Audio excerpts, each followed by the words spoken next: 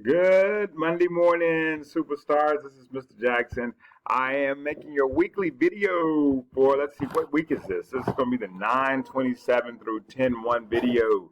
All right, I am hoping you're having well, I know that you're at home, but I'm still happy to see you nonetheless. And I'm excited and waiting for your return, the day that you return back into the classroom. But I just wanted to kind of just jump online real quickly to one, like I said, say hi to you because I miss you. I miss you. When I look at that empty space in the classroom, I think of you immensely.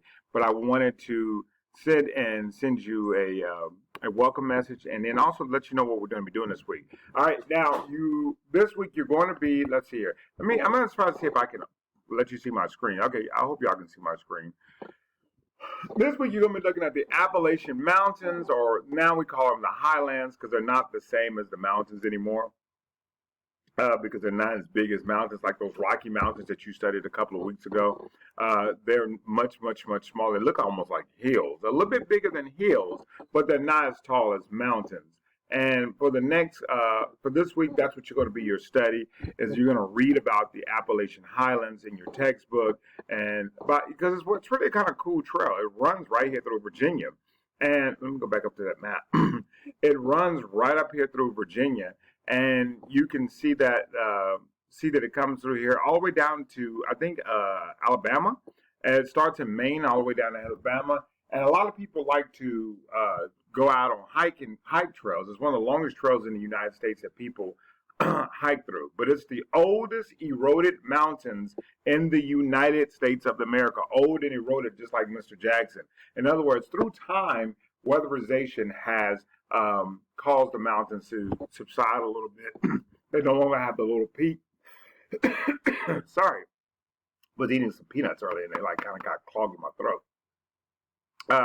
They no longer have the peak anymore, and so they kind of plateaued a little bit, and so not a little bit, quite a bit. So that's why it looks so much like they look more like hills than they do mountains. Here you have to see. I don't know if y'all can see this, but in the background I got a picture right here of the mountain and how that's the Appalachians which would be my left hand side, and then the Rocky Mountains on my right hand side. You can see the very big difference in the two, and so because of that, we don't call them mountains, we call them highlands now, because they don't rise to the level that we call mountains. And as you can see, now I think they're the longest. I want to say they're the longest. They go from Maine all the way down to Alabama.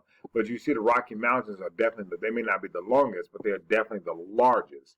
And they're gigantic mountains that are in the United States of America. And then you got the little bitty Sierra Nevada. Look at that over there, the Sierra Nevada, little bitty ones over there.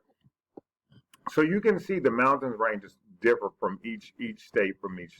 All right, and like I said, people like to hike the trails. There's some people with those trek pails, and they like to hike it because it's just a kind of cool place to go and hike. Beautiful. It's not that far. If you ever gone to Shenandoah, or maybe even Winchester, you see people who will come out and they'll have the backpacks on. Those people are hiking the trail. Let me see if I can pull it up for you guys. These people here are hiking that trail. So, but that's going to be your reading. I have some videos that you can take a look at this week that kind of describe that. The next thing you're also going to be reading this week, let me see if I can find it. Oh my goodness, where's the Canadian Shield? Let's see if we can go to my hard drive.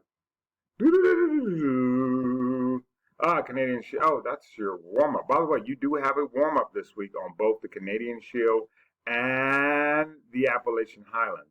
Let me see something. Let me try this. And I do apologize. I don't have this up. Let me go into your. Oh, here they are. Canadian Shield notes. All right. You do have the Canadian Shield notes that in there as well that you can take a look at. Canadian Shield was once a huge glacier that covered the northern part of North America. They call it Canadian Shield because it was primarily in Canada, but some of it stretched into the United States. But as you can see, it formed this like horseshoe-shaped type carved out. Okay, now I want you to imagine a glacier over that whole piece, all the way over here, all the way back, all like literally across North America.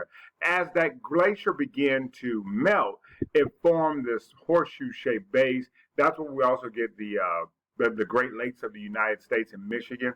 You have the Lake Ontario, Lake Erie.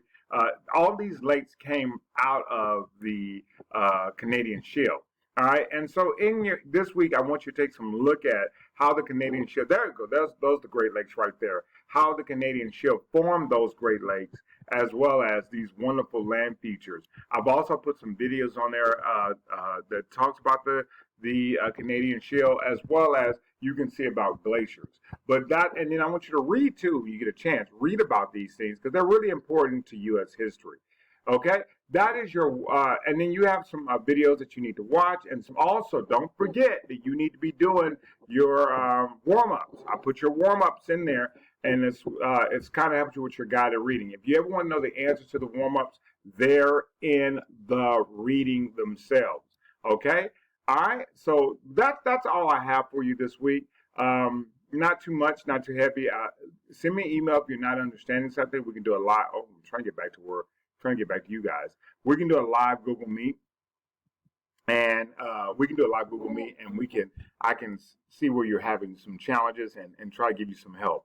Okay. Other than that, I'm so glad to see you. Can't wait to see you. Also, we've started a homework project. If you would like to try to do it, you're not required to do it. But we've already started our homework project. If you would like for me to go live with you, I have no problem doing that. I can go live with you and share what our homework project is. Okay? All right. Thank you guys. Have a great day. Bye-bye.